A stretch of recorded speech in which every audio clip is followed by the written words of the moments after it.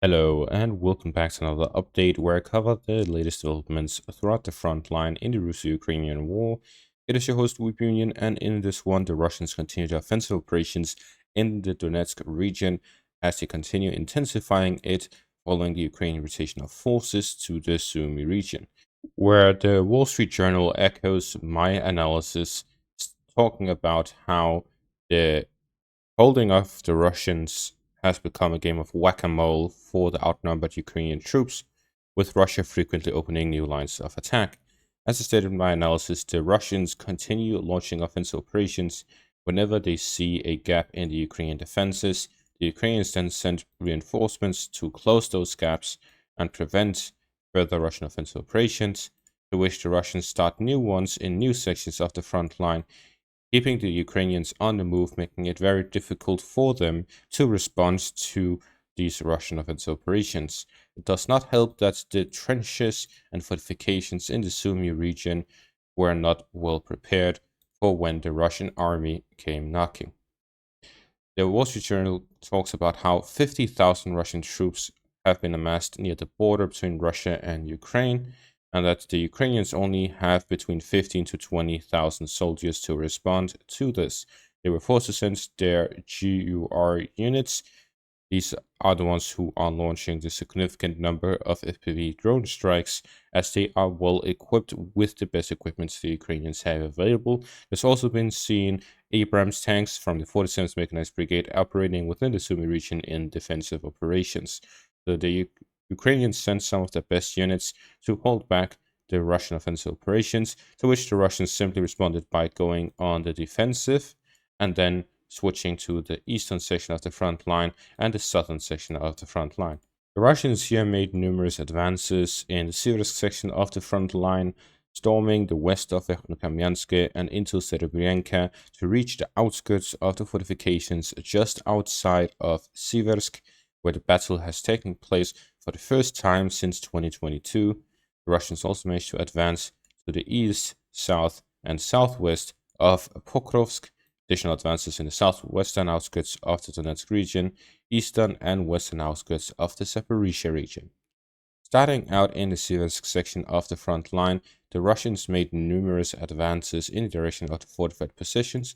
To the northwest of Verkhnokamiansk, the Russians stormed several fortified positions of the Ukrainians, where fighting continues along the first lines, and these fortifications gained full control of them.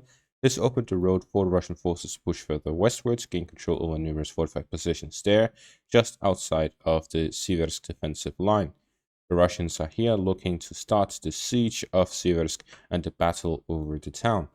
The Russians also managed to gain control over numerous fortified positions on the eastern flank of Serebrenka, following numerous days where the Russians have managed to enter into the town, but have yet to establish a foothold before today, where they managed to gain control over these fortified positions, establish themselves within the town, gaining full control over the eastern parts of it, and now contesting the central and southern parts of the town. The Russians will likely follow up with an additional assault through the fortified positions and the first lines to the southeast of the town, upwards to fight over the fortified positions in the southern outskirts, where a combined assault from the north and the east will allow the Russians to establish themselves in the southern parts of the town, before moving onwards to the western parts, where they can fight over the fortified positions on the outskirts of the Siversk defensive line and bypass the defensive line from the rear.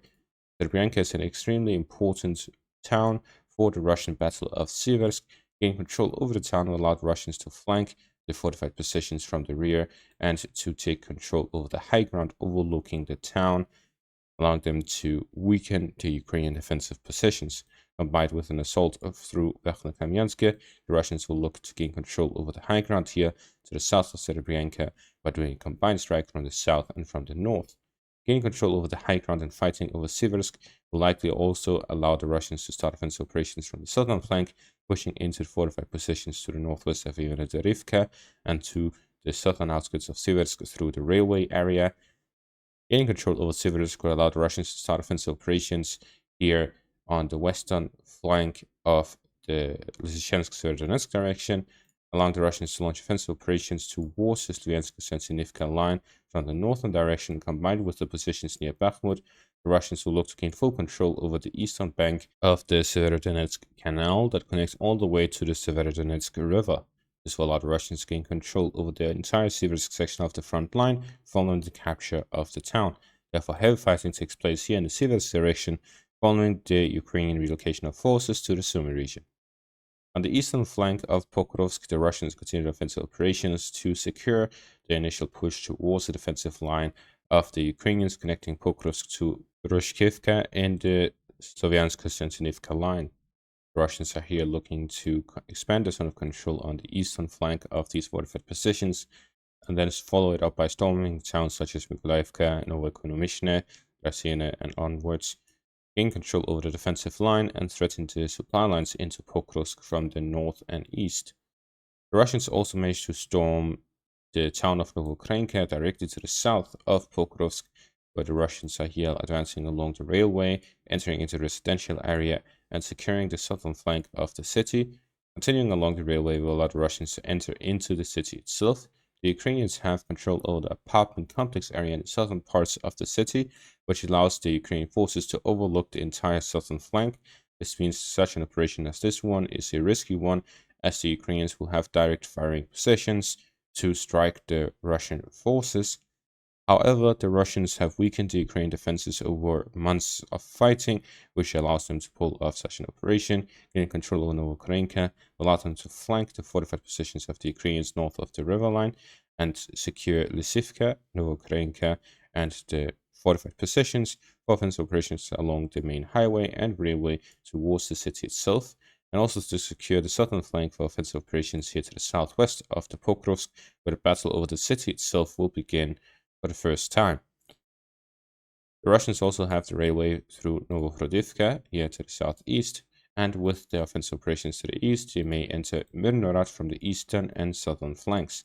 Therefore, we can see that the battle over Pokrovsk is nearing the beginning, following the Russian offensive operations aligned with their upcoming summer offensive. To the southwest of the city, the Russians advance in the direction of Moravka from the south.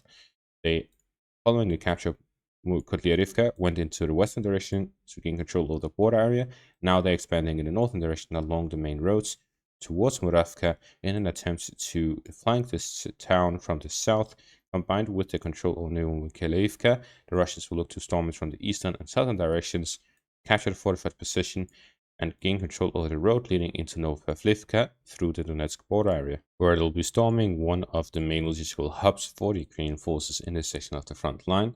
Russians also managed to expand zone of control south of Horihove, where they are looking to gain control over the border area all the way down to Novokrenka, where they recently captured both Dashne, Novokrenka, Seleny Kuts, and all of the fortified positions along this highway. This will allow for offensive push through the southern, eastern, and northeastern directions as soon as they capture Moravka, as the road will be open to storm these fortified positions just outside the town and begin the battle over the town itself, which will allow the Russians to establish their own logistical hub for future offensive operations into the Dnipropetrovsk region.